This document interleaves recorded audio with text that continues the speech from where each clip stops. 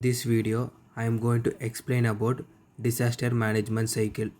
This disaster management cycle has various phases and they are prevention, mitigation, preparedness, response, recovery and reconstruction.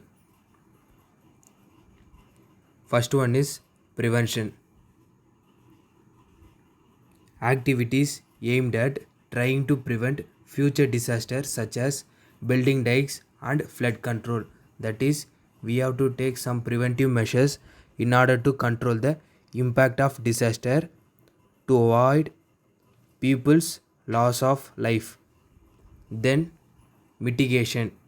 Activities aimed at trying to mitigate the impact of disaster if prevention is not possible. That is, if the prevention condition does not exist, we have to implement the mitigation.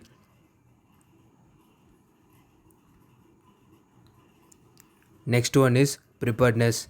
Activities aimed at trying to prepare communities for a disaster, such as emergency drills and pre-stocking relief items in logistic hubs. That is, we have to prepare some communities to help the people who lost their lives in disaster by providing funds, reliefs, foods, etc. through the government authorities. Next one is response. Activities aimed at understanding the needs and responding to the people, which includes food, non-food items, water, sanitation and shelter, etc. Next one is recovery.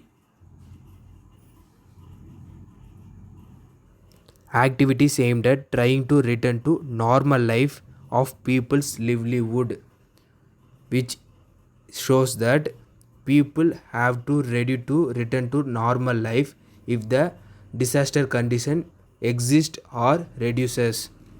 Example, COVID situation. Next one is reconstruction. Activities aimed at rebuilding the infrastructure and housing. This may take years to reconstruct. Example for reconstruction is earthquake. Earthquake rapidly destroy the buildings of infrastructure and it takes a long period of time to reconstruct and return to normal life. This is the block diagram of disaster management cycle. It has various phases. Preparedness, mitigation, recovery, response and etc. This is an image of disaster management cycle. This is the flood situation of 2015 and 21, which shows the people suffer and they are people mostly lost their life and it rapidly affects the transportation. It affects the health situation and they are food, non-food items, sanitation, hygienic, shelter, water, etc. We have to follow three important key stages and they are pre-disaster, during a disaster and after a disaster. First one is pre-disaster. Pre-disaster activities are those which to reduce human property loss caused by potential hazard. Example, awareness campaign and communities for disaster management. This explains that we have to take some preventive measures in order to reduce the impact of disaster before the disaster has occurred. Next one is during a disaster.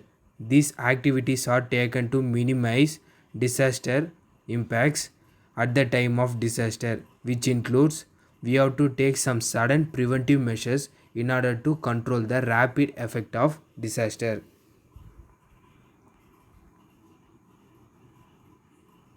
After a disaster, this indicates that we have to take some preventive measures after the disaster has occurred. Example, vaccination of COVID situation and also rebuildings and reconstruction.